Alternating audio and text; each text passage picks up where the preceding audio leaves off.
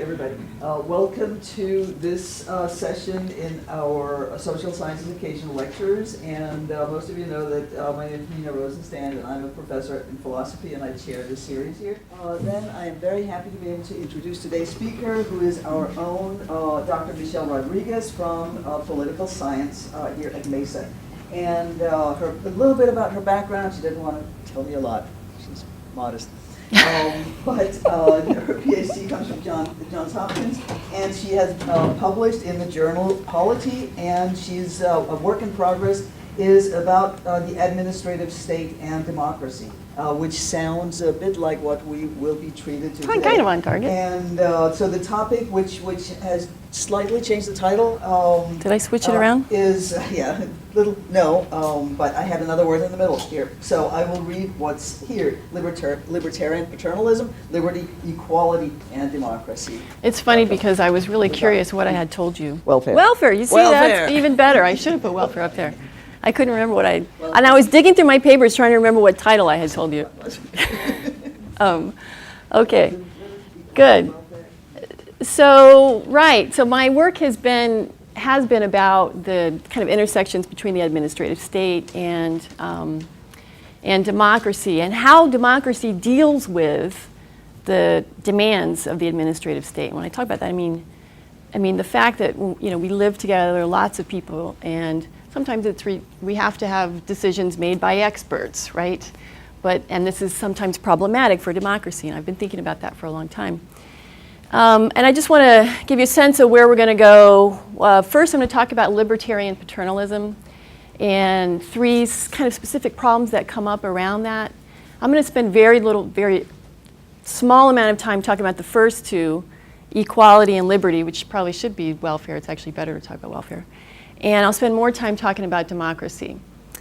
And then I do also want to talk about how libertarian paternalism fits into Sunstein's larger project. So the term libertarian paternalism comes from Cass Sunstein, who is a legal scholar. He was on the faculty at University of Chicago for a number of years.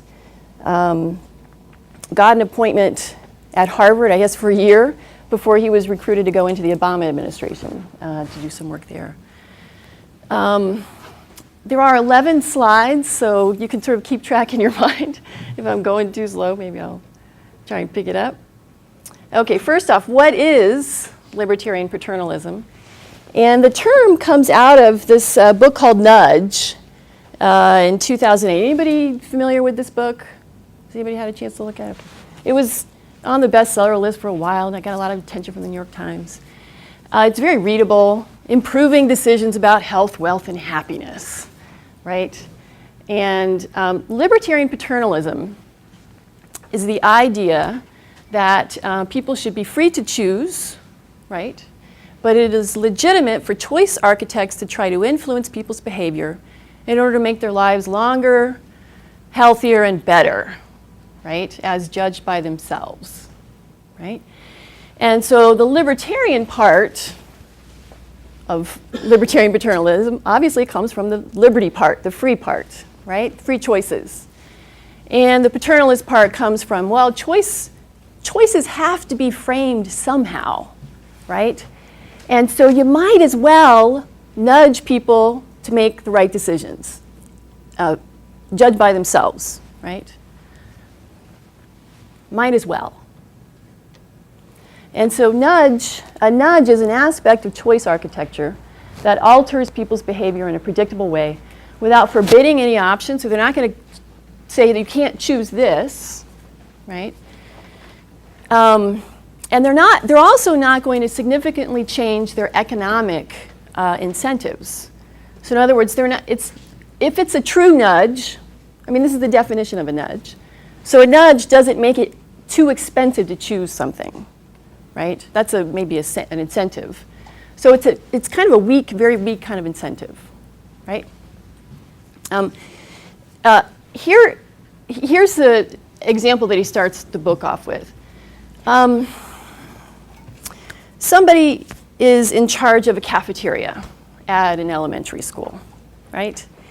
And you have to decide. What there's a big decision that you have to make when you're running a cafeteria in an elementary school. And that is, how are the choices going to be arranged, right? What kind of food are you going to put out?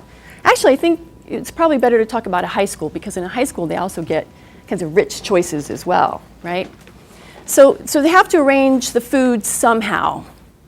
And you could either arrange it randomly, or by price, or by the order that you expect it to appear, traditionals and things like that. And so the idea is that if you put the good foods first, and then the desserts way last, right, then you find that children pick apples and bananas and they don't tend to pick brownies as much, right? So that's choice architecture. It's an example. And of course, that's a pretty benign example, but there are lots of others. Now, nudges and the idea of choice architecture is based on a lot of psychological research, right? So Sunstein wrote this book with Richard Thaler, who's a psychologist, right? And so a lot of the data stuff comes from him. And choice architecture, a lot of the insights come from an understanding of the interaction between automatic and reflective cognitive systems, right? And I probably don't need to say much more than that. I don't think I could really say much more than that, because I'm not a psychologist. But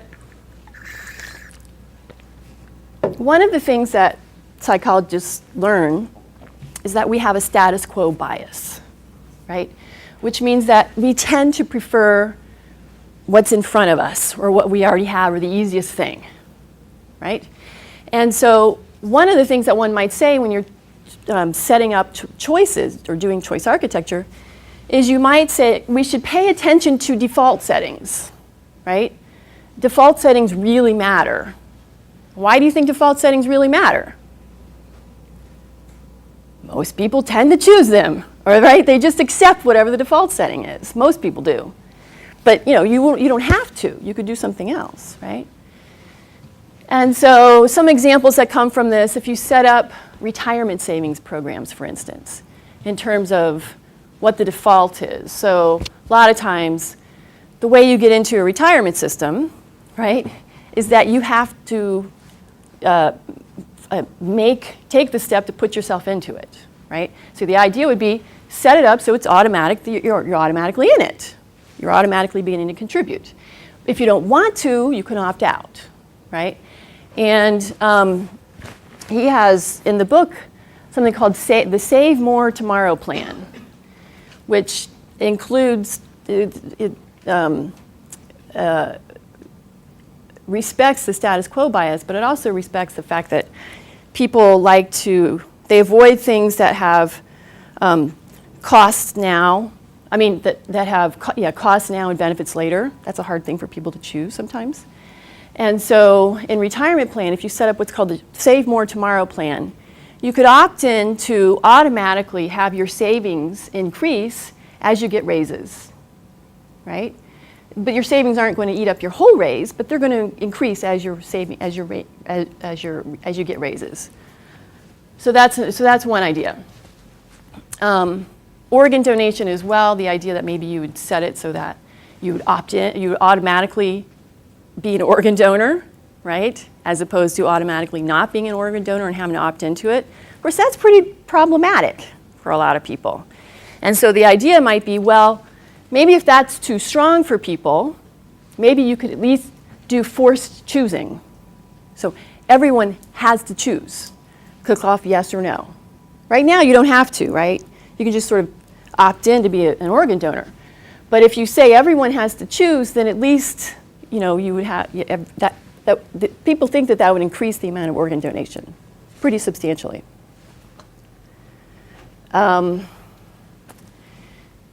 It's also true, psychologists have found that we have much more an aversion to loss than we do a preference for gain, right?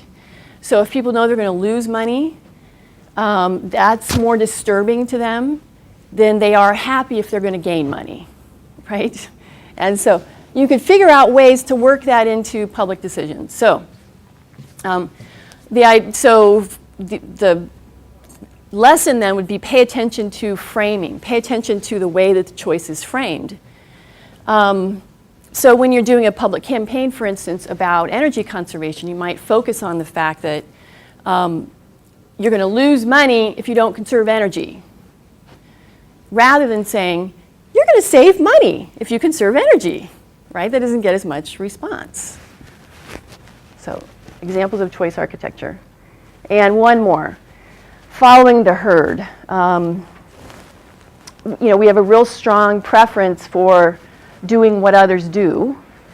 And so we can take advantage of that and provide feedback about what others are doing. If we want people to make better choices about certain kinds of things, and other people are making those good choices, then we should let everybody know that, right? And so an example of this is, I can't remember, one city came up with the idea that when you get your energy bill in the mail, you would have a big smiley face if you're saving more energy than most people, right? And a big frowny face if you tend to use a lot of energy, right? And another idea that you could go, actually, everybody's energy uses would be recorded and available publicly, or neighborhoods would. This gets problematic, and he talks about this. Because you want to go and check and see how much your energy your neighbor's using. That might be a good way for you to know if you're doing well, but then there's privacy issues along with that. And the greenhouse gas inventory, the idea that if we knew which businesses were using a lot of greenhouse gases, and we could sort of keep track of that, that might be a way of putting social pressure on certain businesses, right? And this goes along, other kinds of things. Toxic release inventory, for instance, has been very effective. Public information about what companies are releasing a lot of toxins has been very effective in bringing public pressure to bear on those corporations. Okay, so these are some of the examples.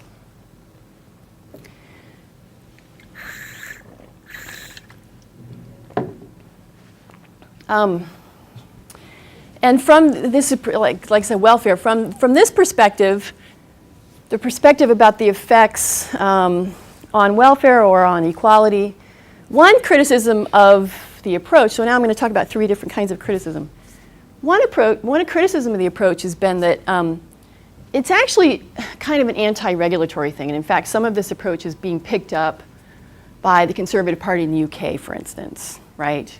That, this is a way for us, if we just, nudge people, then it can sort of be all voluntary, and we can take care of all the problems that way. And the argument is that this doesn't really address the free rider problem. Sunstein and Thaler say that, we're not saying that you would never have sanctions or that bans would never be appropriate. It's just that our book is called Nudge, right? That's what our book is called. And so in this book, Nudge, that's what we're talking about, these very minimally invasive kinds of incentives. So it's not that they would say we wouldn't have these other kinds of things. But you do see in them certainly a preference for less intrusive kinds of approaches, even if there is some kind of trade-off with less result. Certainly, there are liberty issues raised, right, when it comes to this. There generates certainly an awful lot of skepticism about anytime you use the word paternalism, right, people, get all uptight. So, and I think they were kind of inviting that, frankly, by choosing that phrase, right? So one kind of approach is to say, well, this demonstrates a lack of respect for individual autonomy, right? That really you're just making that, people are dumb and they're stupid and they don't know what they're doing. And so here comes somebody that's going to frame their choices for them, right? And this approach is, first they talk about shaping and then they talk about, I can't remember how exactly it goes, but it's shaping, and then they use the word deceiving and exploiting. And the article gets increasingly, worried about the dangers of this kind of approach. Another kind of approach is that this does, in a sense, have kind of a bias in favor of the welfare of the less capable, right? So if you're going to try to, in some ways, it kind of level the playing field so that those who are not good at retirement savings have some savings when they retire, even if, if you hadn't done that, they wouldn't have ended up with any retirement savings. You're kind of trying to level the playing field. And of course, you're not really helping out those who are already doing pretty well on this. Okay, so here are the responses to these particular 2 points. The issue of demonstrating lack of respect, what they say is that, like I said before, neutrality in setting up these choices really is not possible in some ways, if you think about it. If you're going to figure out how someone's going to opt into your retirement plan, you got to make some decision, right? If you're going to figure out how to just lay out the food at the cafeteria, you have to make some decision about how to do it. So neutrality is really not possible in that fundamental sense. But what they're trying to do, at least, is to preserve choice, right? So the argument is that you have to make some choice about how to do it. And again, you're going to arrange the choice in such a way that it's going to produce a result that would be good based on the judgment of the person that you're affecting, right? So of course there has to be some judgment of the person that's arranging the choices of what's going to be best, or the best way to arrange the choice. That does happen, but in essence, the person can still choose something else. Other than, it's not like the choice is given to them. On this last one, they say, well, too bad, right? We don't think this is really a problem. That, if you say, well, this is going to help out the less capable, they say, well, you know what? Go whine somewhere else, because we're not really going to worry about that, right? Okay, so those are the liberty issues. Oh, those are not all the liberty issues, but those are some. Okay. What about democracy, right? The democracy issue. One might say that this approach would be, perfectly fine in a benevolent dictatorship, right? This might be the kind of thing that someone might kind of approach that, someone in, I don't want to say, can I name any benevolent dictatorships right now? Someplace in that country might, approach they might take. And you can certainly do these kinds of things with an awful lot of respect for equality and liberty. I mean, the history of liberty is such that liberty began to emerge before democracy was around, right? So you can certainly have an awful lot of liberty, like you do in Hong Kong, right? A fair amount of liberty and equality, but not much democracy, right? So you can have this kind of approach. It doesn't really require democracy. And so then I asked, well, is there anything in Nudge, the book, I should have underlined it, that does imply democracy, right? And what I found is that there are 3 kinds of nudges that are unacceptable. And these 3 kinds that are unacceptable do imply democracy, right? The 3 kinds of nudges that are unacceptable, one is subliminal advertising, right?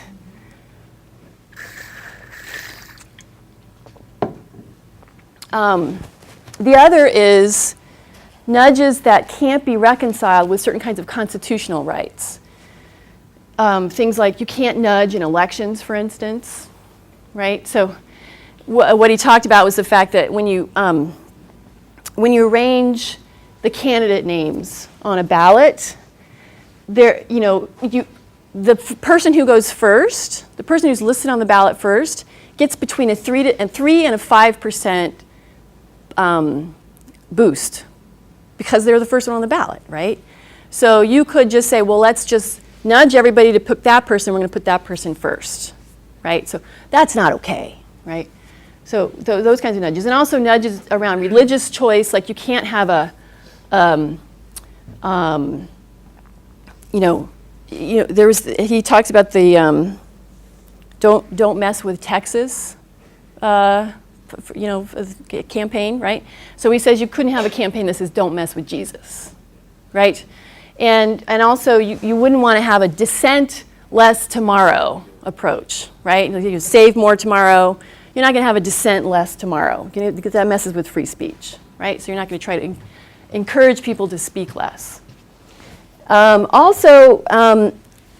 a big category, nudges that have bad effects, right?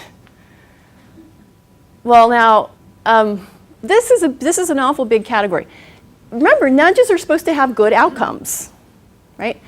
And so there's a big category of nudges that if you're nudging someone into a decision that's really not good for them, you're not supposed to do that, right? Now, these three kinds of nudges present a picture of what I call nudges democracy, right? And the three together. On the first one, the notion that you would have that you can't have subliminal advertising, right? You get the picture then, and they don't really talk about this in the work, but you get a picture certainly of a kind of a watchdog public that oversees a fairly benign set of experts, right? So, and they really do anticipate as a part of setting up their system of choice architecture that people are going to be watching them, right? And the people who are the choice architects should welcome that, right? And they're going to be watching over them, and if they find that they're doing something like subliminal advertising, or if they find that that they're not very good at figuring out what's good for people, right? Then they could demand something different, right? So the watchdogs would actually have a say over the choice architects, right? Also, certainly a system of constitutional rights, including political and civil liberties, right? So you can have civil liberties. You can have civil liberties in a benevolent dictatorship, but you can't have political rights. So in this system, you would have political and civil liberties. And also that there would be some kind of a mechanism. There's got to be some kind of feedback loop for figuring out what nudges are bad, which nudges have bad effects, right? And so that itself then kind of implies that there are going to be sort of groups of citizens maybe talking about what a good effect would be, right? So you get some notion of citizens engaged somehow. But again, this is not really their point in nudge. So I'm trying to draw this out. Now, so you get these three, and then I wanted to just match this up to, this is kind of a fluff slide. I don't know if this is even, it's not really academic. But Cass Sunstein is right now the head of the OIRA. They call it the OIRA. You guys know what that, right? You know what the letters stand for? The Office of Information and Regulatory Affairs, right? And probably some of you are familiar with the flap over Cass Sunstein's nomination to that position. Did you guys hear about that? Yes, some of you? Cass Sunstein, so he's a political appointee, so he's at Harvard for a year, and then he's pulled into the Obama administration. And oh boy, did he get vilified by the sort of Glenn Beck, Fox News crowd because of some of his past writings.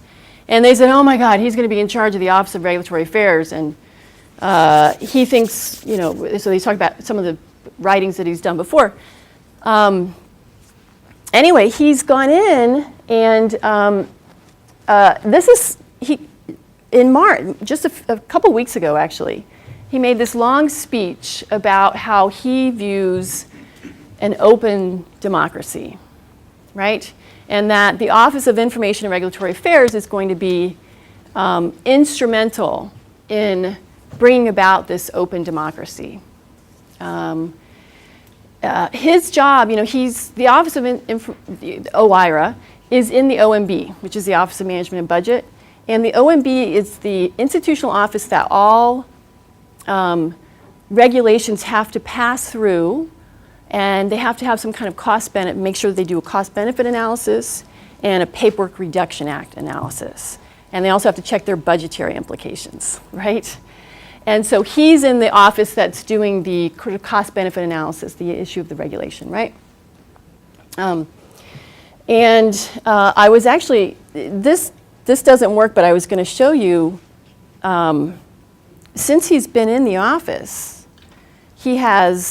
there's now a website that is an excellent portal to the regulatory process.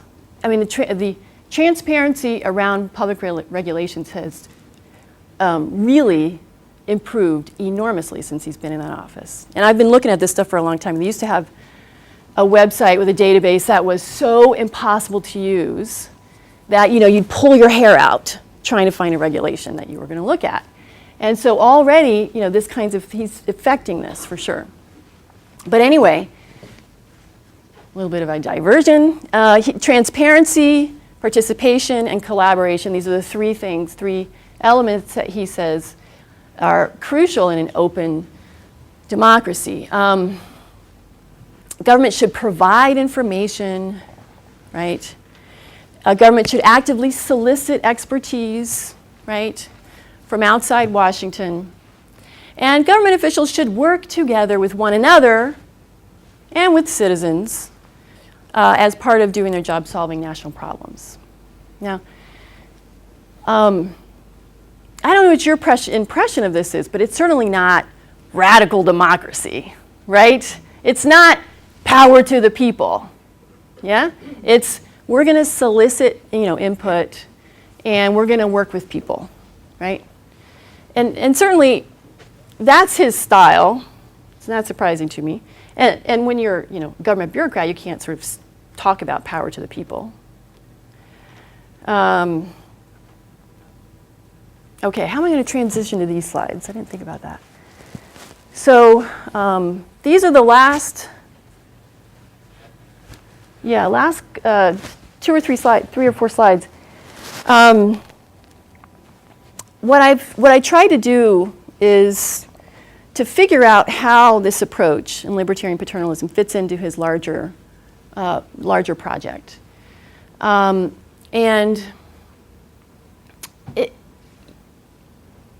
it certainly is the case that there are pragmatist elements in Sunstein's work. And what I mean by pragmatism, what people mean by pragmatism is that when you're deciding what to do, right, the first consideration should be the consequences, right? Before you consider the principle or before you consider, a straight process, okay? So in other words, you're not going to start with the principle of equality and then try to do what gets equality, right? Necessarily. You're not going to, and in every single case, that's going to be where you're not going to start with, okay, democracy looks like this, and we're always going to do everything. You're not going to start with the process. You're going to kind of start with the idea of what the consequences are, right? And you're figuring out what to do.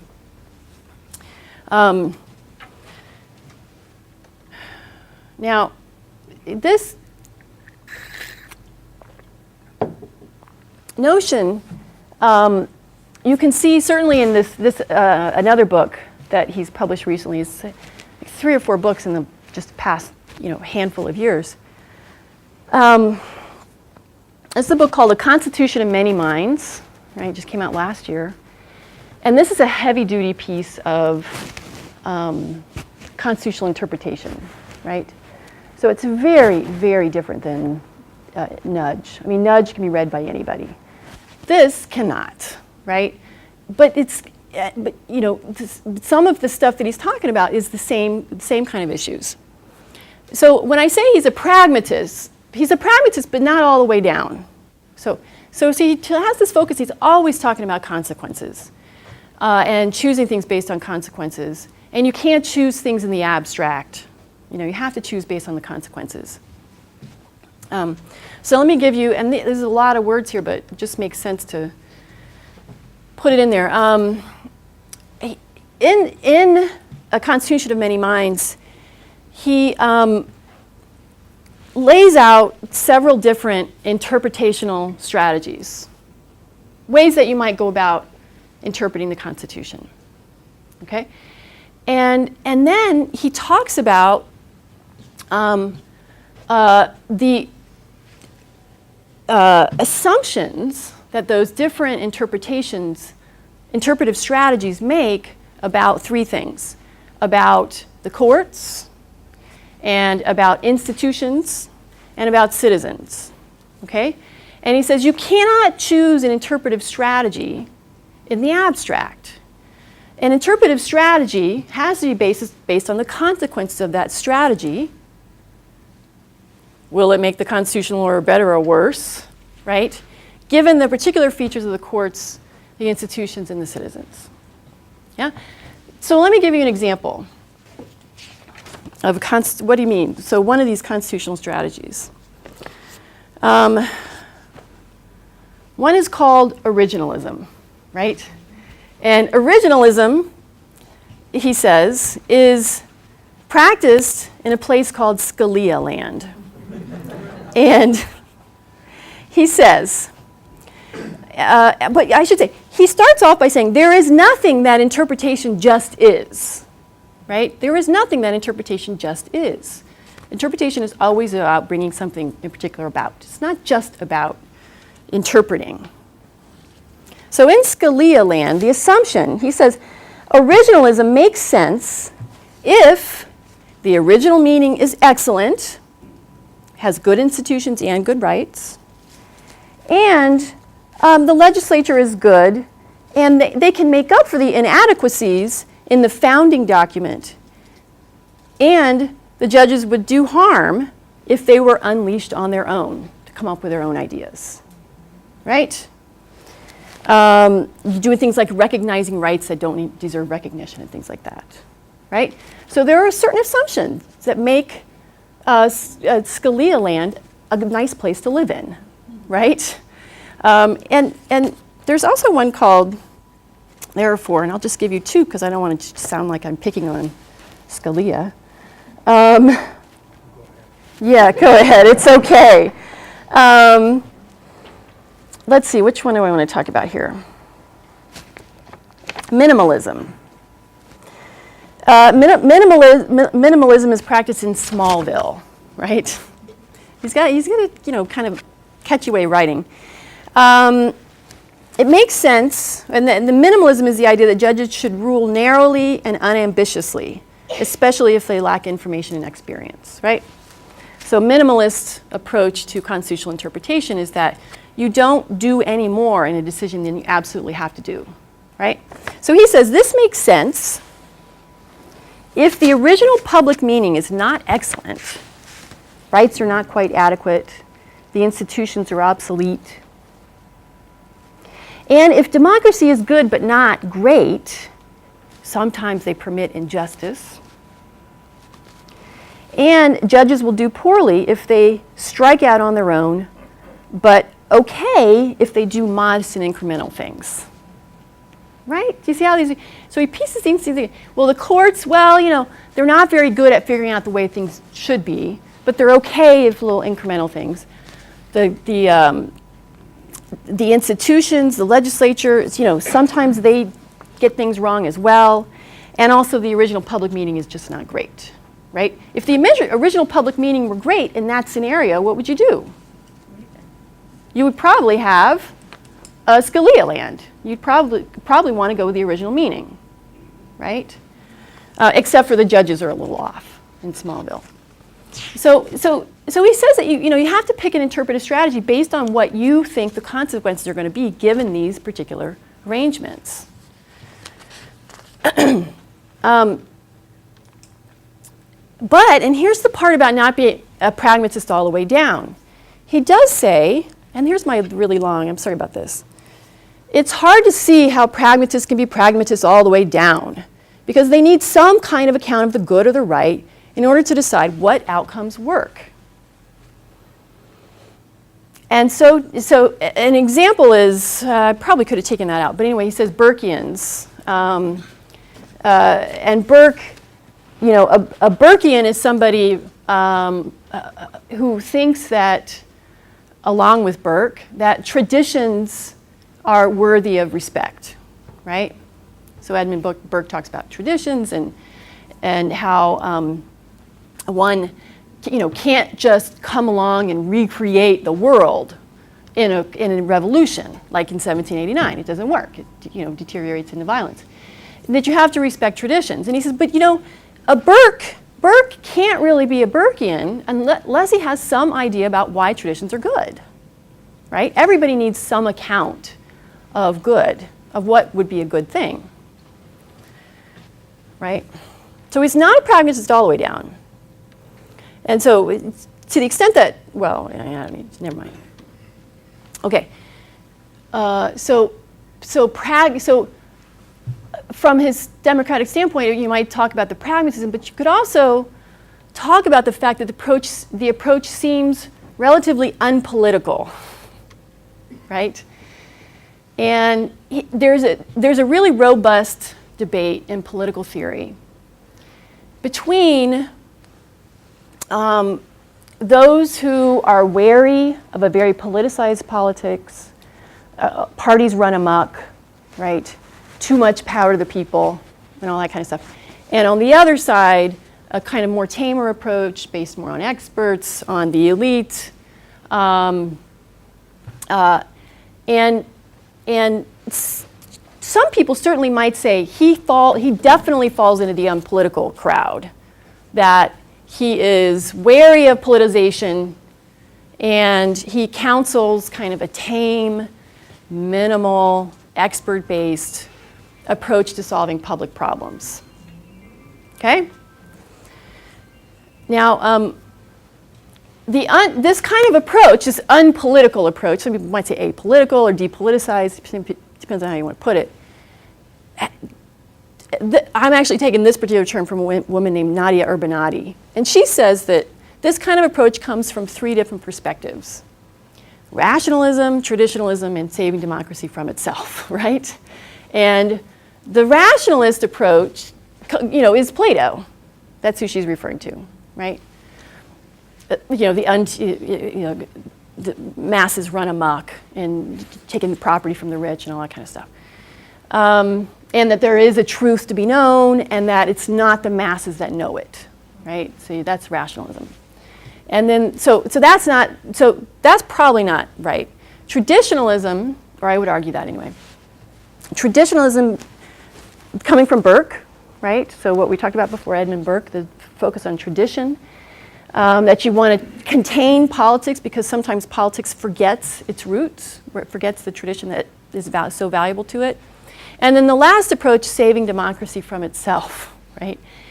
And this is a lot of different theorists who, they like the idea of democracy, you know, rights and participation and all that kind of stuff. But they think that those kinds of things can also tend to destroy their very own existence, right? If they're allowed too much free rein. And they can also run amok over individual rights and stuff like that. So here you might get this guy, Philip Petit at Princeton, I think. And he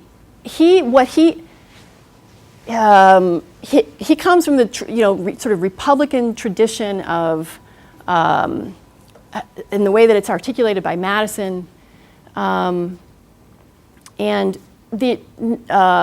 the notion that what you need to do is put a lid on politics, because if politics doesn't have a lid on it, what it does is it tends to dominate us, right?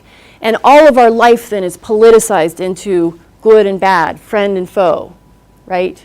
And we don't want that. And so we want to constrict politics in a certain kind of way in order to save democracy, in order then to kind of save democracy. Now, I haven't, this is probably where, when I sort of pick up this project again, this is where I'm going to be, so I don't quite have my thoughts all in line as to how one might say about this, and where you'd put Sunstein with regard to these three. But he has this other book called Infotopia. And Infotopia is another very accessible book, 2006, and it's about trying to understand, again from the psychological standpoint, how is it that knowledge gets produced when it's distributed among many different, it's distributed among all of us. All of us have little bits of knowledge, right?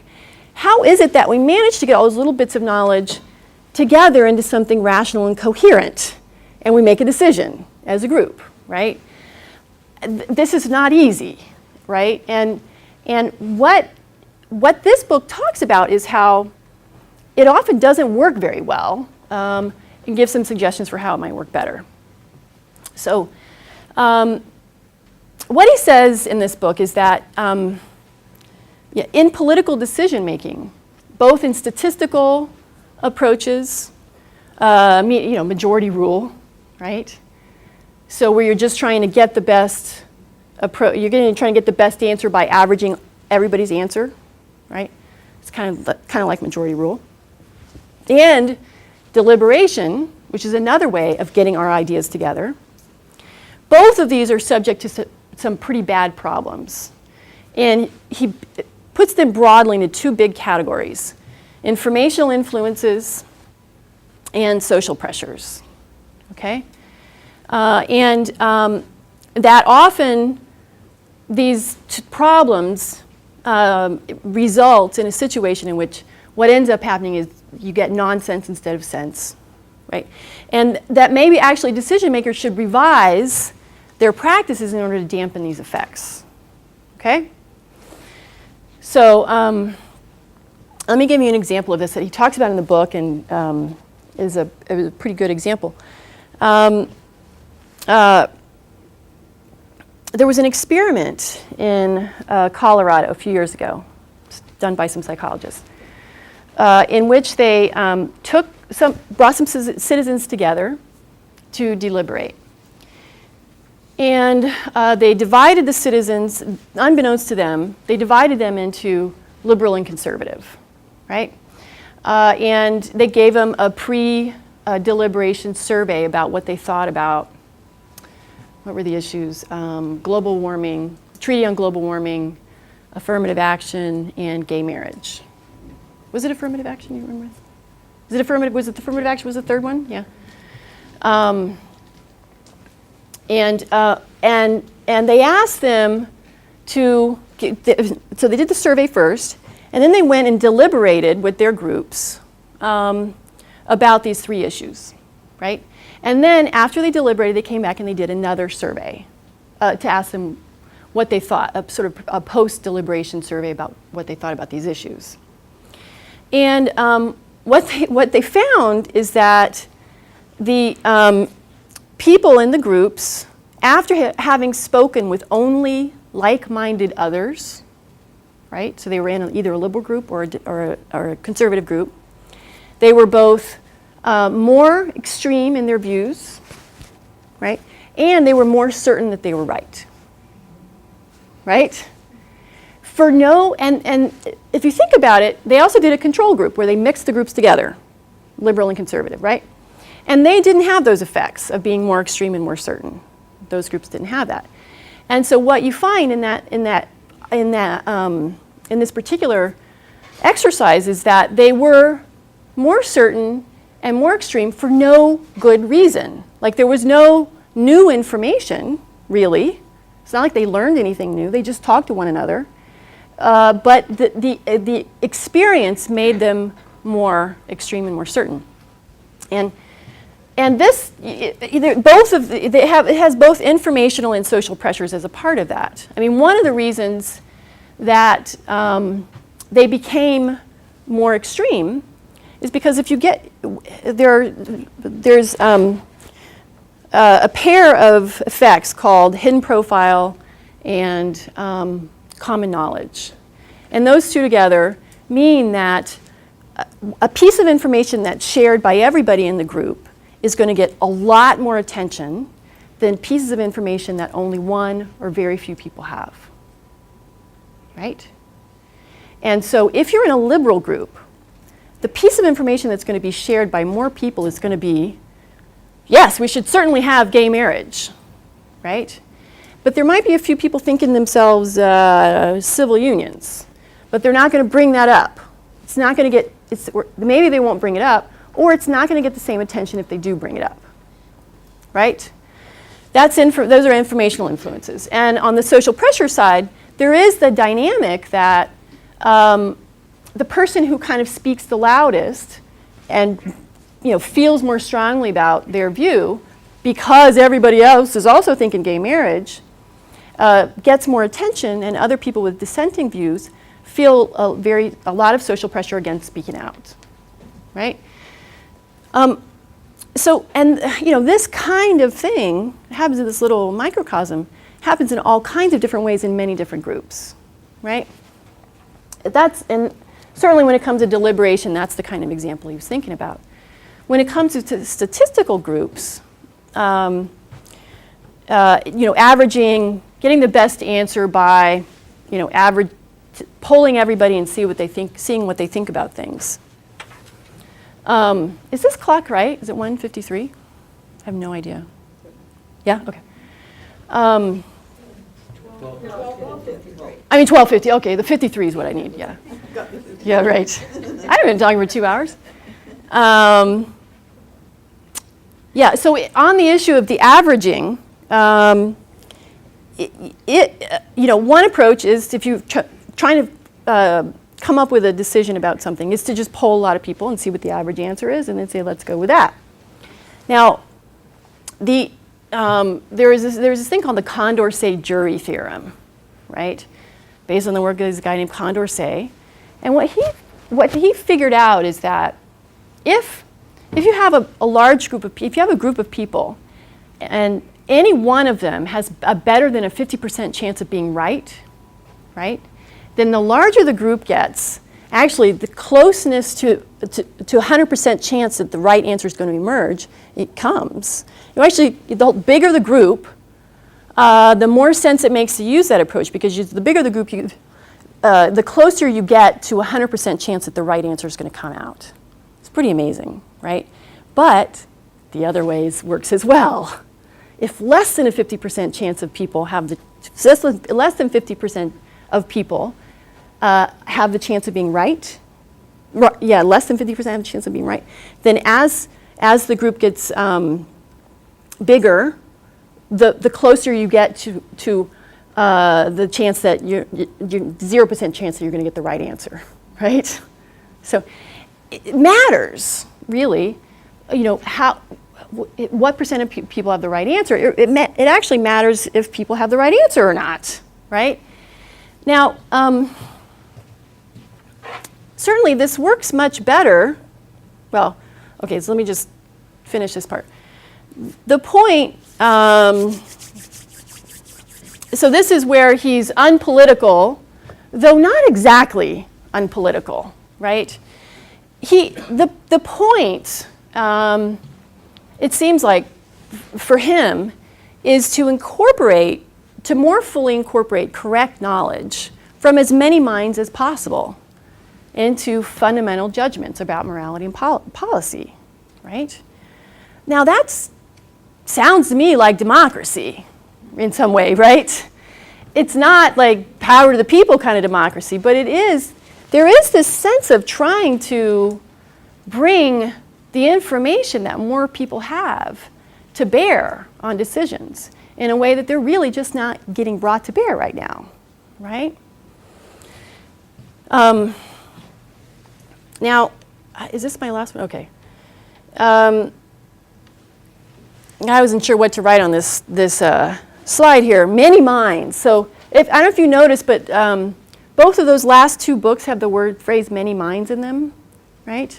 So a Constitution of Many Minds and Infotopia, bringing knowledge, many minds, how many minds produce knowledge.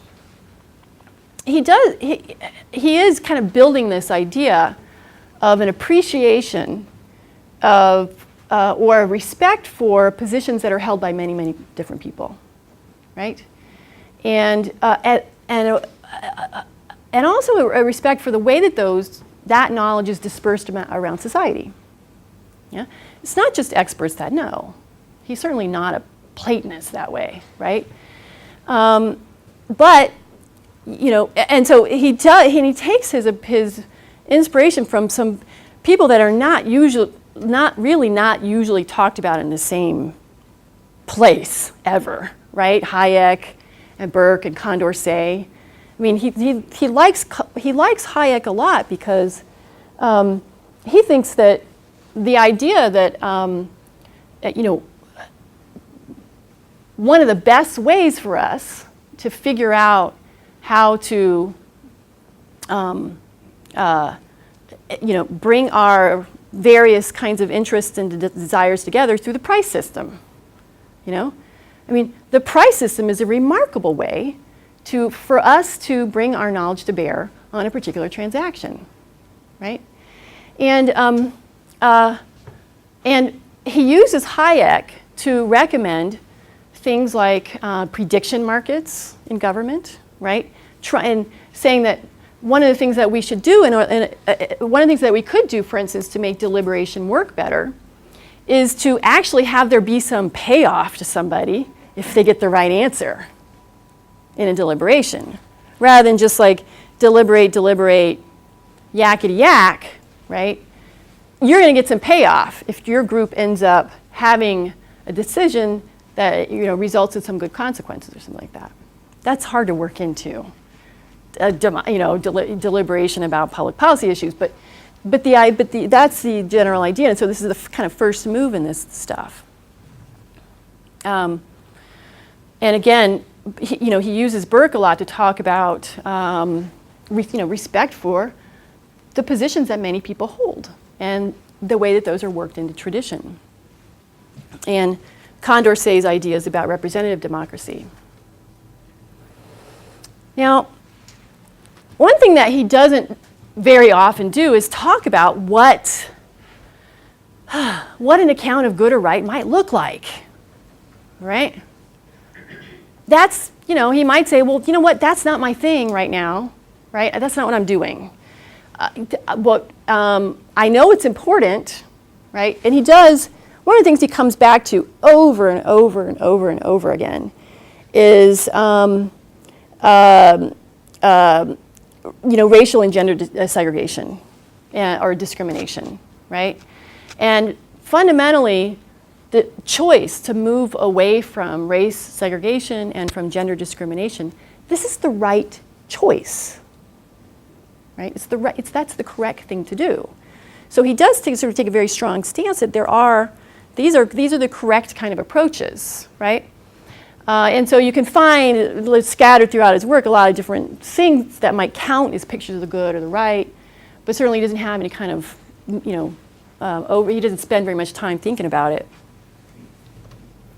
What he does do, one might say, he might say, well, what I'm just trying to do is, you know, clear the weeds, right? So that you can either, depends on how you think about it.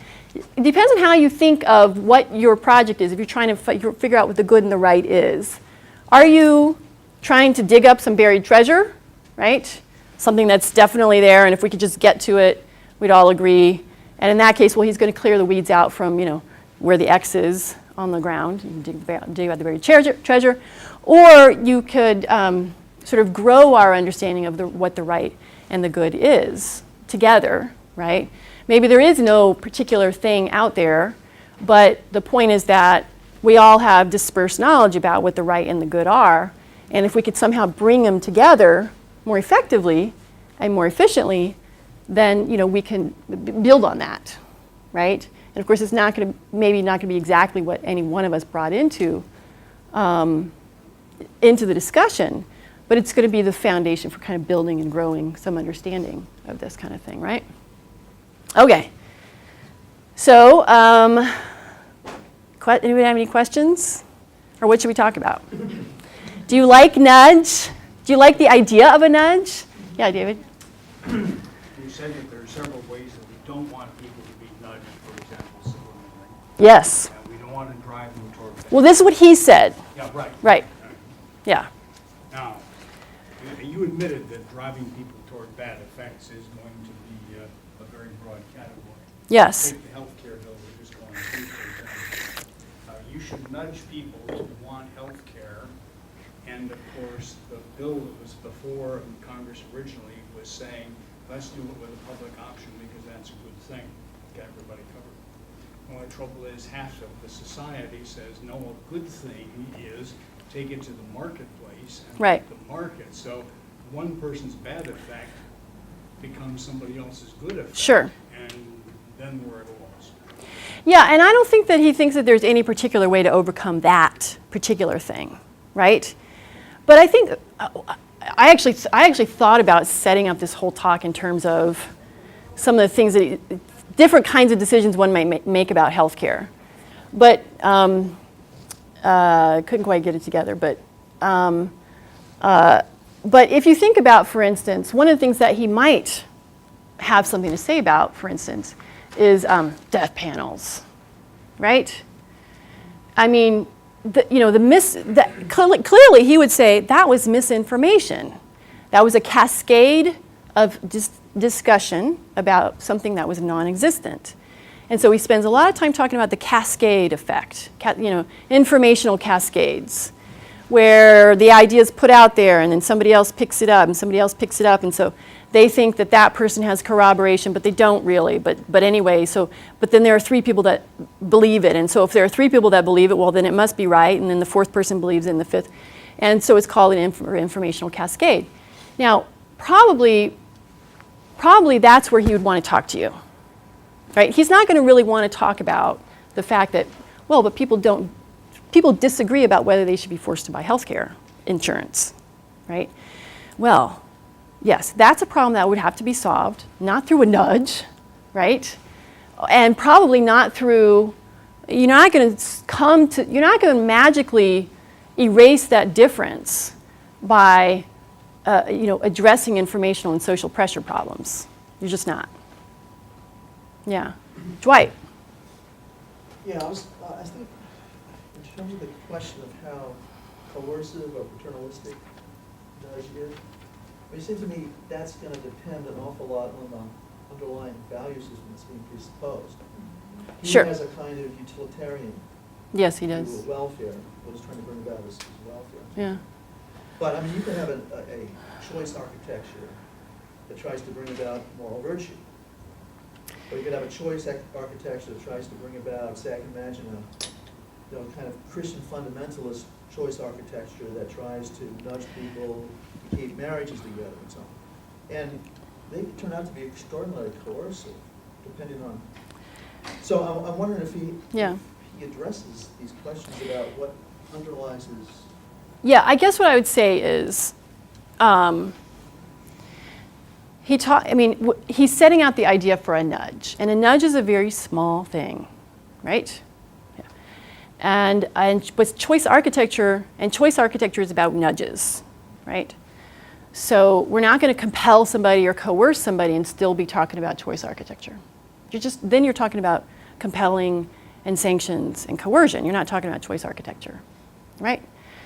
Now, and choice architecture is used by corporations, it's used by businesses, it's used by,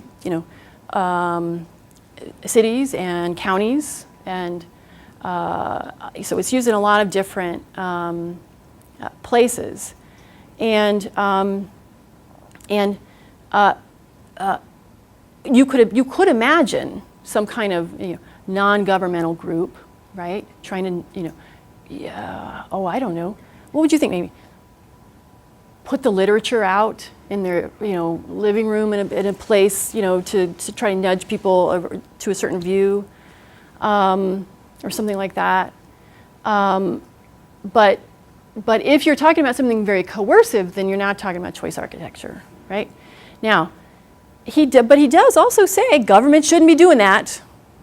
If it comes to religion, that's something off limits for government, right? And I probably should have characterized that in that slide. So it's off limits for government to do those kinds of things, right? But corporations do those kinds of things all the time. Subliminal advertising and stuff. I don't know if is there a law against that for corporations? There's some kind of rules about it, but government's not supposed to do it. So he is trying to make a distinction between government and private uses as well, but not in very many places in the book. I mean, a lot of what he's saying is applicable both to corporations and to government. Yeah. Yeah. It seemed to me two things that, well, actually three. One, the very vague and ambiguous term of consequences. Yes. That already presupposes that you have a value system to assess the good and the bad consequences. Yes, So right. it's a circle. So you can't deny the standards up front and then say we're going to have this ambiguous something out later. Second, it seems to me Right. what he's really arguing is one paternalistic system against another, whether that other be a church or whatever standard, right? Well, Only there because it's paternalism. yes, Okay? it is. I mean, And so that presupposes therefore that somebody, right, has the inside and all the rest of it to take care of everybody else. Not therefore unlike Plato's kings. So I don't think we can polarize Plato with this. yeah. What's hidden underneath all of this is exactly that point of view. Yeah, I'm trying, I guess, like I said, I haven't finished this yet. But one of the things I would want to do is try to say he is not a Platonist. Well, at least maybe he And- doesn't recognize it. Well, I guess what I would say is I don't know if I could ever make that argument sufficiently to please somebody who thinks he is, right? I don't know if you could ever really make that argument well enough because, Well, I think probably if we drop the labels yeah, of Plato or whatever, yes. got down to the principles involved, I think we might be surprised. Well, you might think about, for instance, the idea that relying upon an expert, because that's what we're talking about in a real practical sense. It's expert knowledge, right? And he spends a lot of time talking about, sometimes experts don't know what the hell they're doing, right? He include himself in that category. Well, yeah, but you could, throw out anybody's book on that basis, right? I mean, No, I didn't. I just was wondering if he would include himself in that category. he probably has a sense of his own fallibility. I believe that he does. I believe that he does,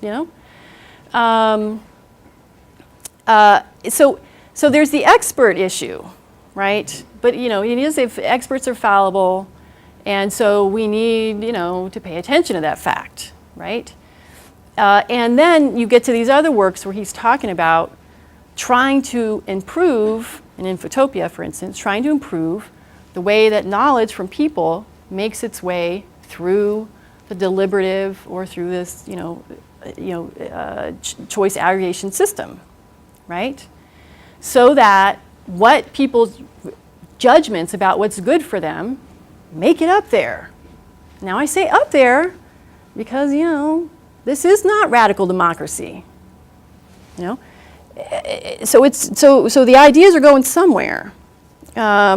But there is a sense that it's not just about experts knowing what's best. It's about how do we get that information out there to the place it needs to be so that we can make the right decisions. Because after all, government makes a lot of decisions about our lives, right? Why not try to set up a system in which they make better decisions about our lives, right?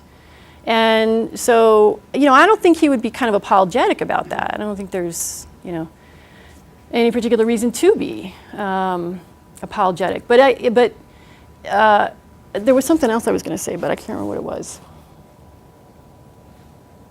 Anyway. Yeah, Sam?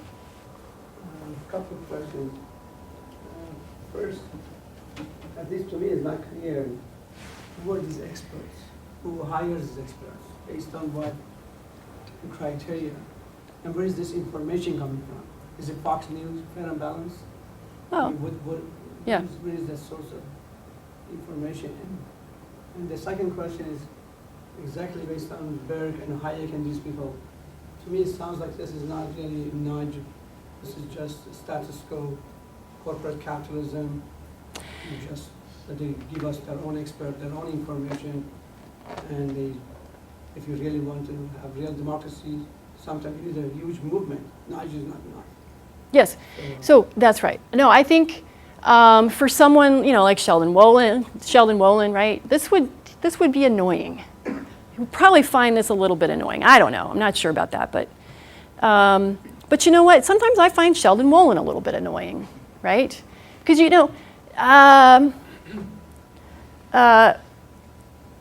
there is something to be said for trying to at least improve the way that we're doing things, and like I've said many times, this is not radical democracy. It's not about, putting decision making down to the lowest level, right? In some ways, in neighborhood, councils and stuff like that. That's a very different picture, and so. And it does seem like there is a risk of co-optation by corporatism, absolutely. And it's not any mistake that this kind of approach is being picked up by the Conservative Party in UK, and corporations are doing this kind of thing.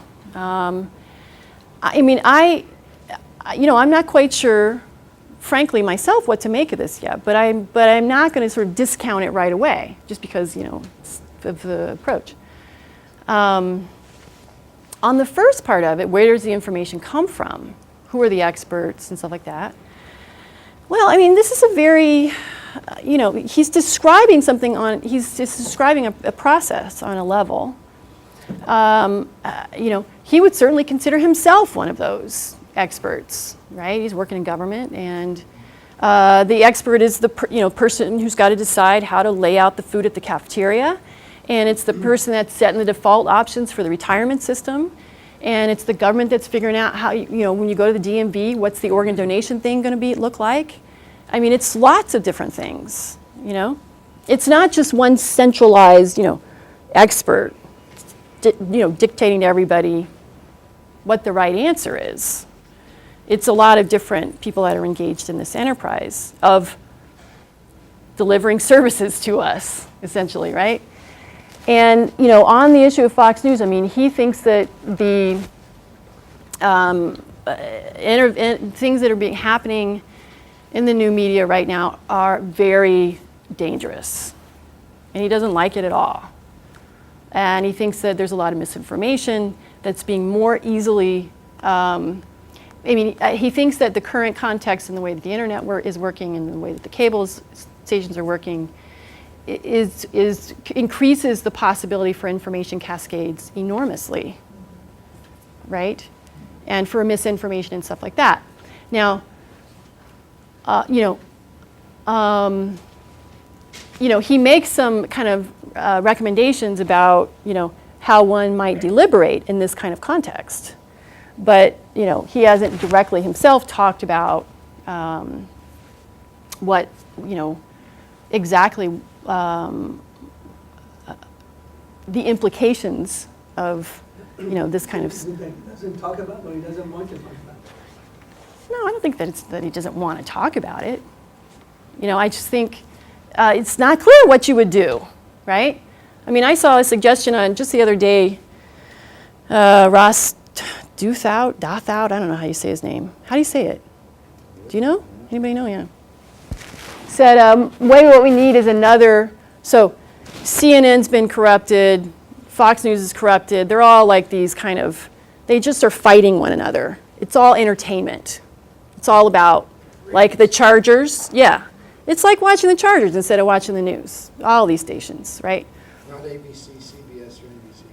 No, I just didn't name them, right?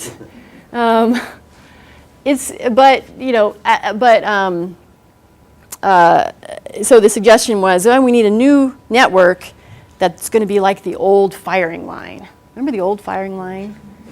Remember that? Yes, that was intelligent conversation, where you didn't just have talking heads battling one another with sound bites from the two sides. You actually had real intelligent discussion from the two sides. Wouldn't it be nice if we had a network like that, right? But probably most people wouldn't watch it. That would be the problem. But so the thing is, I'm not sure that I'm not sure that he would know what to do about it, or whatever. But I'm not kind of cynical about where he's coming from, whatever. Yeah. I don't know any of the names and the theories, whatever, but when you were describing what was going on, I found it very interesting the degree to which it matched what I was seeing when I watched Obama's health. Everybody sit down. Discuss, Yes. whatever Everyone, that was called a summit. Summit. Because Not to be confused with a mountaintop. What Obama kept trying to do was find consequences that everybody could agree on. In other words, He kept trying, yeah, he did. That was what, Yep. and he didn't, for either side, and I think that's one of the reasons why he was having a hard time with his own base, much less obviously not going to have a good time with the other bases. Yeah. Because he kept saying, let's get away from essentially the principles. In other words, when somebody would say, well, the principle is it has to be local decision making, or the principle has to Yes. be that everybody's be covered, he kept moving it away from that Mhm. and saying, no, what are the consequences we can all agree on? And if we can all agree on them, we get away from sort of what Pat was wondering about, how do you decide what you agree on? So he was saying, okay, these are the things. What would be the what would count? Be kicked off. What would count as a good outcome? Right, and so he kept going Right. for the ones that everybody could agree on, and then saying, Yes. if we can all agree on that, then how do we make it happen? Yes. And just listening to this, your description, that sounded very much like what Sunstein would say, yes, we need to get away from Right. getting, the first thing should be the consequences, but obviously let's pick the consequences that everybody can agree on. And then let's try and get away from first principles or the only process that works is X. Yes. Because that's going to keep getting us away from doing what we need to do Yeah. to achieve that consequence. I think that's right. So I thought that was very interesting. And they're friends, right? And they knew each other in Chicago, and what's interesting on that particular discussion is that Sunstein really liked it when Obama was a candidate, and he did not have an individual mandate.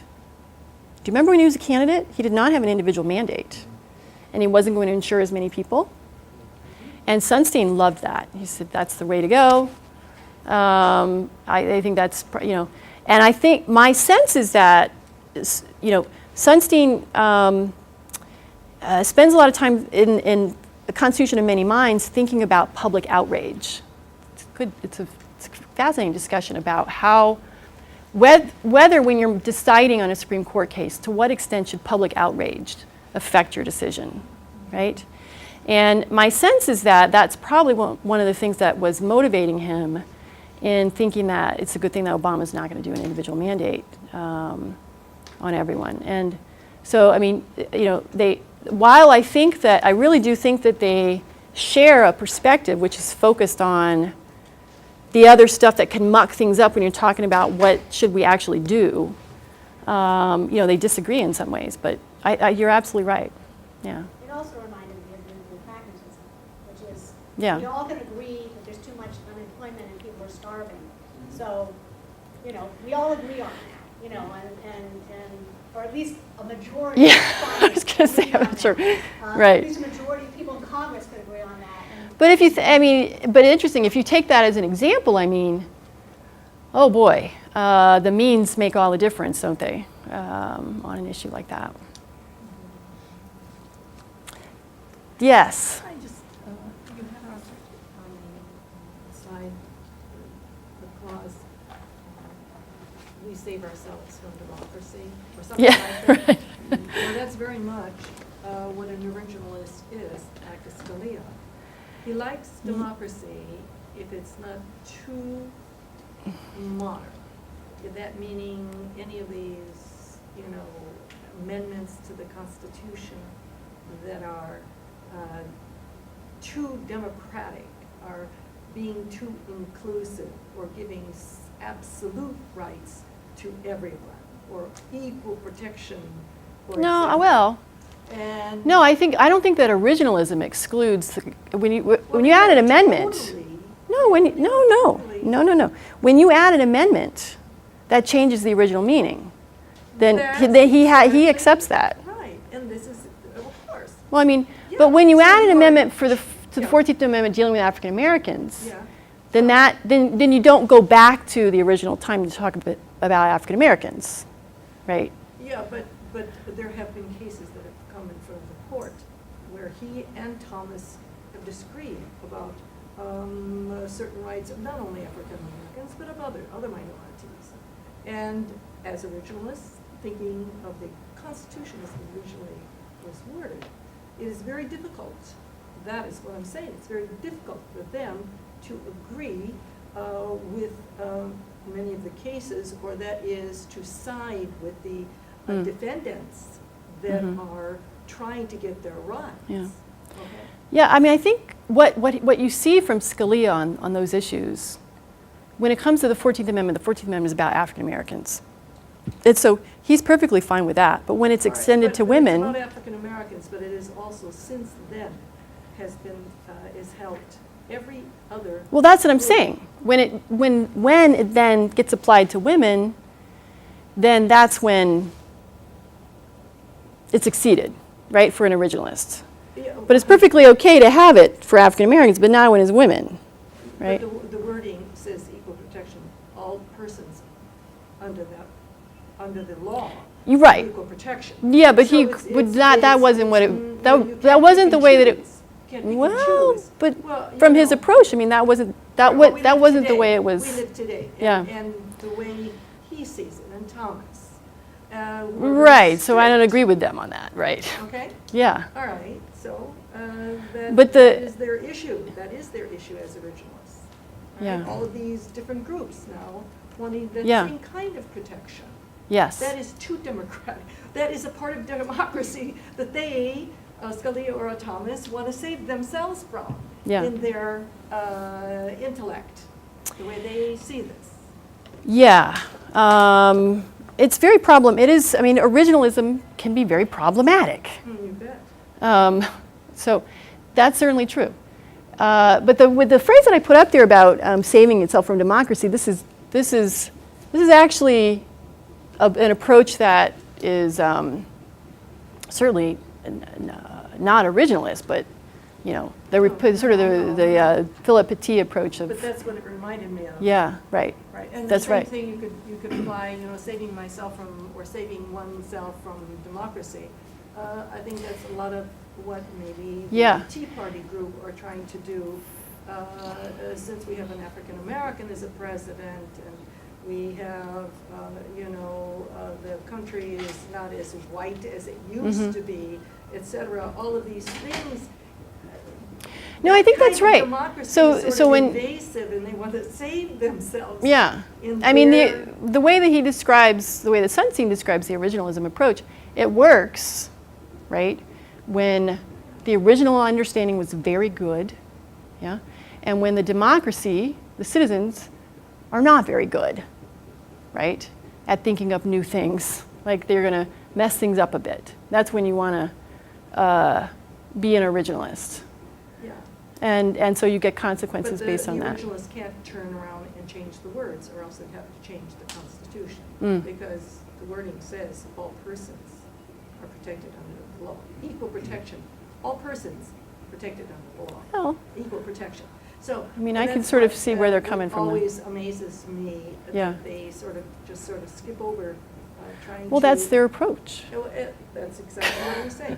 Yeah, exactly. Chris. Yeah, I don't want to beat the same drum that everybody else has, but as far as that second bullet on that last slide, and that was more or less what was going to be my question. This one? Yeah, the Sunstein Oh. rarely addresses what an Oh. the good or right is. I mean, we all understand that from Go, we have an understanding of what is right and what is wrong, right? But I do find an intense reoccurrence of subjectivity in a lot of the language. And I was just kind of wondering, you know, because you have, you know, in regards to originalism, if the original choice is excellent, or in regards to pragmatism, the good or the right, or the bad nudges, or or correct knowledge.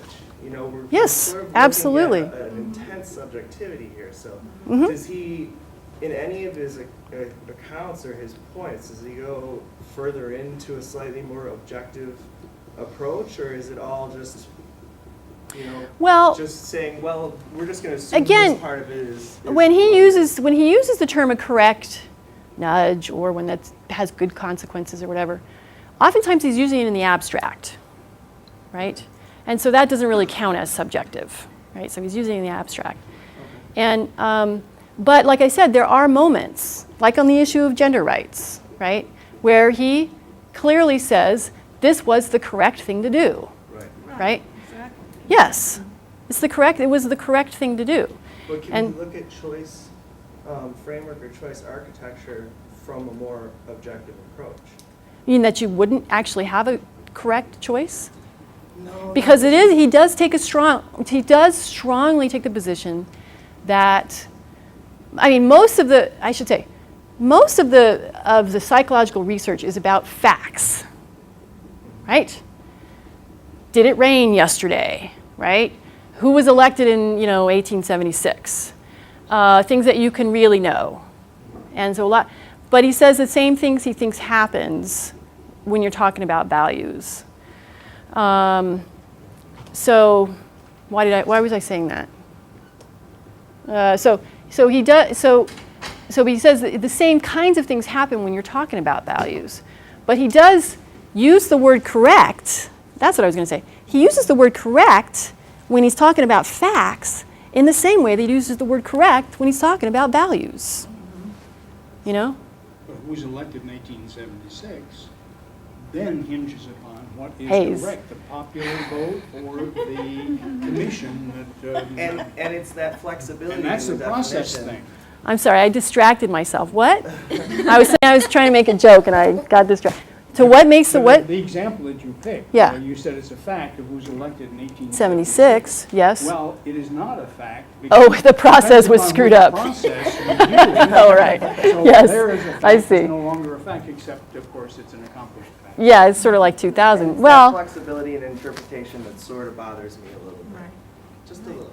Yeah. well, yeah, I mean, I don't think it It's- undermines the legitimacy of the work. I just think it, well, I'll tell you what, it is makes more a of a 10,000 feet approach. makes a than lot of just people nervous. micro approach. We've sort of said that here. Yeah, Dwight. Yeah, there is, to some degree, an objective basis for what he's arguing, because this is based on research in psychology that shows that human beings have this Yes. certain cognitive biases, and that's pretty well established theory, right? So one thing he's trying to do here is to say, look, we got to construct a choice architecture in which we encourage people not to make decisions based on these cognitive biases that are objectively not in their interest.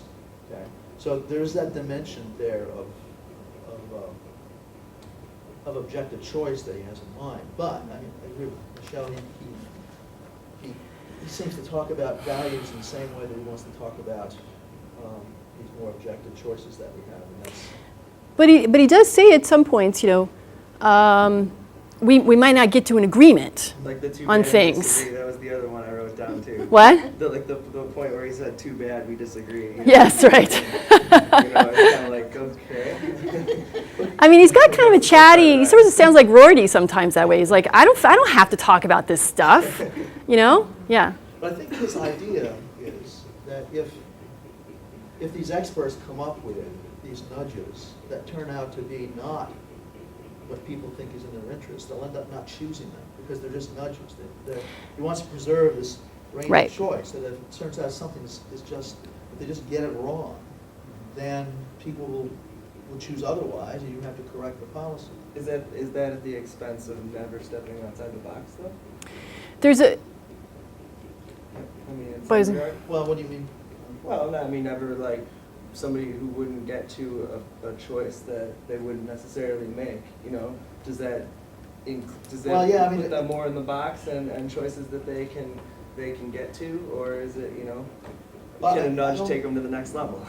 There's another thing called asymmetric paternalism that he says this is not quite what we're doing, which is slightly more coercive nudges. So where, for instance, if you bought a heat lamp, this is an example he gives. You buy a heat lamp, and some people have bought these heat lamps and they fall asleep under them, and there's all this kind of skin damage and stuff. And so he said, let's have it so that every heat lamp you buy has it on off, a switch where it switches off after a certain amount of time. And he says, well, but that's limiting people's choices, because then you can't buy a heat lamp that doesn't have that switch. So he doesn't want to quite go there. But then it sort of limits what a nudge is. And I mean, again, a nudge is not that much in some ways, right? But yeah. Does he ever see there being any conflict between what's good for people and what's good for government? I mean, does he deal with that at all? Well, that's a good question.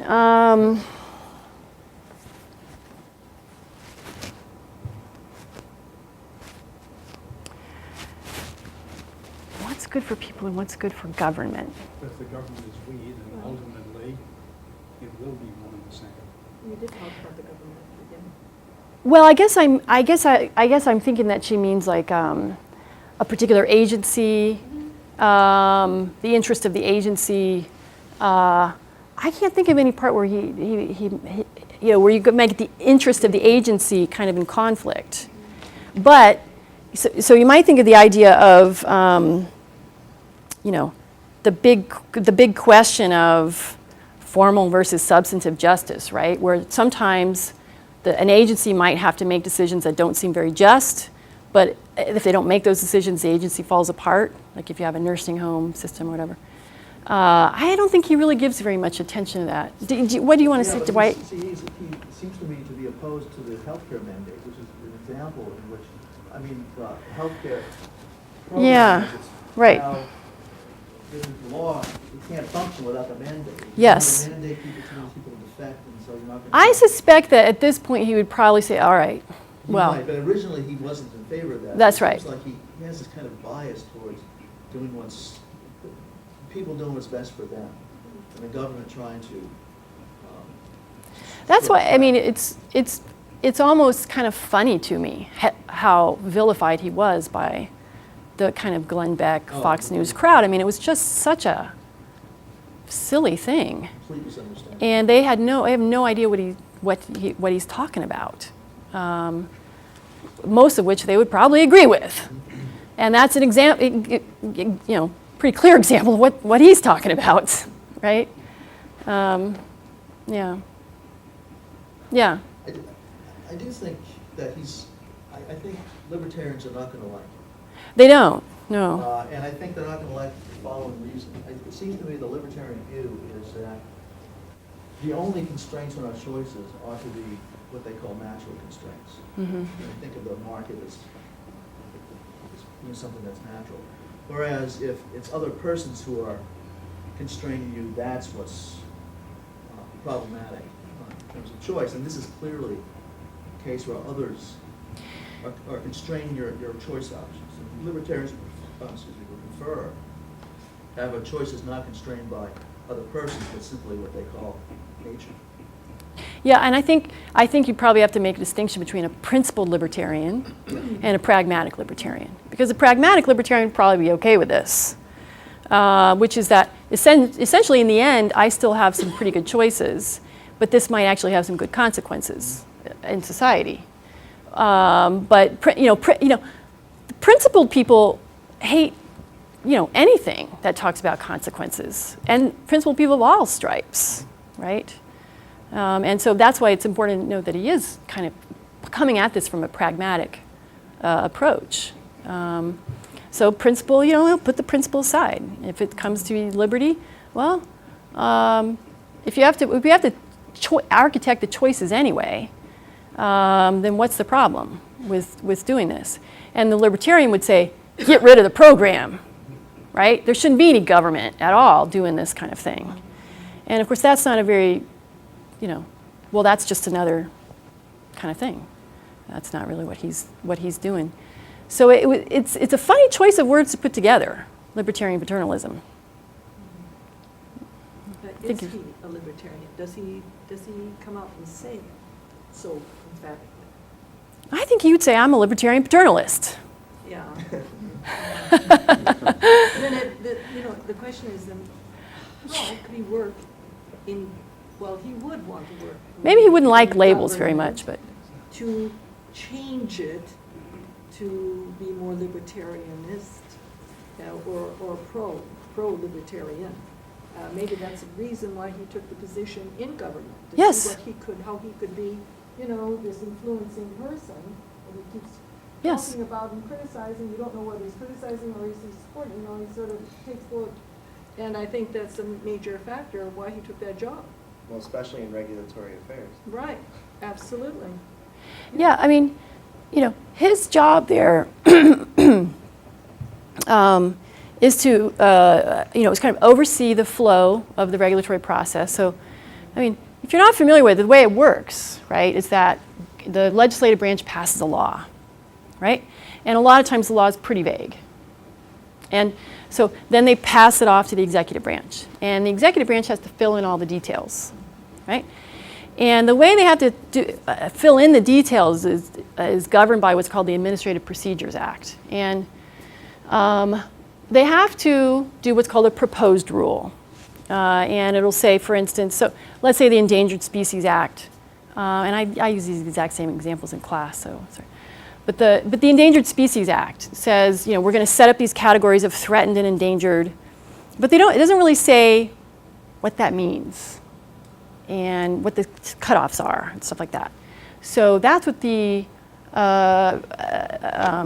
executive branch does. They're going to fill in those details, and they have to put it into a proposed rule that says we're executing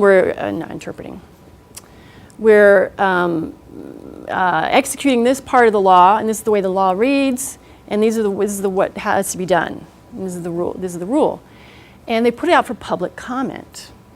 And people actually get to go, citizens get to go and make comments on these things.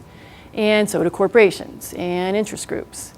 And then it's required that the administrative agency consider every comment and take it into consideration in the way that they're going to structure the rule. And they also have to do, like I said, a sort of a cost-benefit analysis to figure out the costs are and what the benefits are of doing it this particular way, and paperwork reduction. Are you making people fill out too many forms? And so he's going to have some influence over that, and he's going to be pushing these rules to be fairly, in the way that they're making these decisions, being fairly choice-oriented, right? So if it seems like it's too much of a mandate, maybe the cost-benefit analysis will reflect that. But he can't do anything he wants. It has to be within the context of the legislation.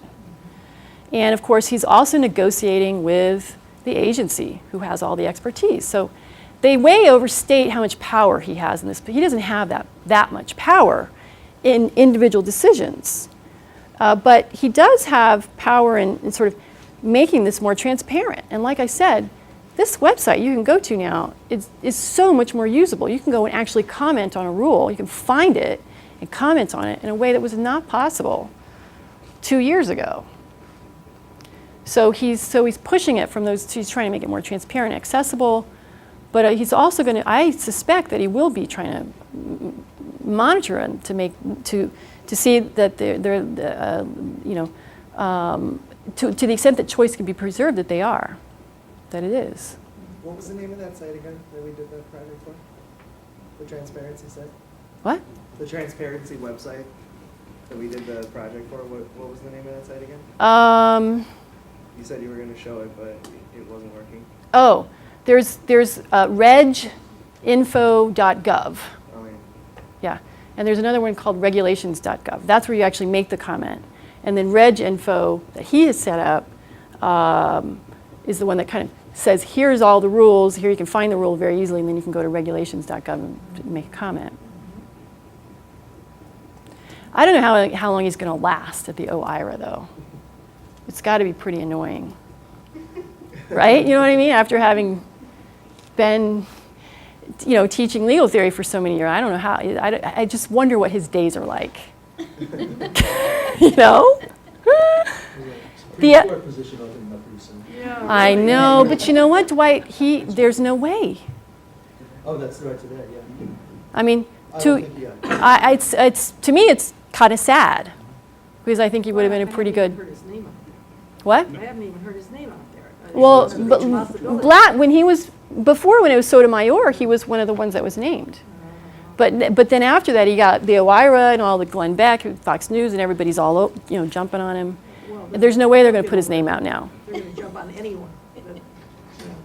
Yeah, but I mean, I think he really just, yeah. Just through his writings, Yeah, here's the thing that really kind of freaked everybody out. He said, he said some things that are pretty surprising. But early on, he did a book called something like something about rights. I can't remember what the name of the title is. Do you remember? Something. And in it, he talked about animal rights. And he did what a good legal scholar does, which is take an example, an issue, and kind of push it to the extremes. Like, here's the legal principle, and let's see how far it takes us. And he was talking about the rights of animals. And he said, if we're not allowed to, step on a kitten with stilettos, right? Then why is it okay to go out and hunt for enjoyment? Like, that's the principle, right? How do you get to that? And boy, whew. But in his other writings, he says clearly, gun rights. This is something that if you got rid of gun rights, that would spark public outrage, and you don't do that. So but they didn't read that part. But he did also write an article, I think it's been three or 4 years now, with a guy named something like Adrian Vermeule or something, where he talks about what to do about conspiracies. Anybody heard about this? Because this also is leaking out into the dark side. No. And he says, well, when government is confronted with a conspiracy theory that's run amok and informational cascades are carrying it all throughout the world, and people are beginning to act on it, right? Then what does government do? And one of the things he says is that, well, maybe government needs to send some informants to infiltrate the meetings, right? And start to get into the meetings and say, well, I heard this wasn't true, right? And they're not going to sort of take you're not doing what was done in the past, which is keeping information about everybody. You're not spying on them, but you would just kind of, send out your little intervention. And he says, well, he's very consequentialist again. He says, on the one hand, if they found out about it, this would be really bad. But on the other hand, maybe this is the only way for us to really, prevent these bad things from happening. I think he wants us all to think, doesn't he? He wants us to think because he's giving us almost all the time these two sides. That's really why I like him so much. I think it really is about, he knows that people can think, Right. and that they have their views and that they have knowledge, Right. but that knowledge is not often accessed in an effective way. Right. He wants us to critically Yeah. analyze both sides of all of these possibilities. That's right. Good. That's what I think anyway, that he does. And I think, with the person I wrote my dissertation on, Hannah Arendt, right? She says, Oh, yeah. she, So amazing. yeah, the most dangerous thing is when people don't think. when they just think in cliches. The thoughts come to them from somewhere out in the ether, and then they just come out of their mouth. And so, yeah, I think that's right. Thank you for coming. Thank you. Appreciate it for such a great discussion. It was very nice.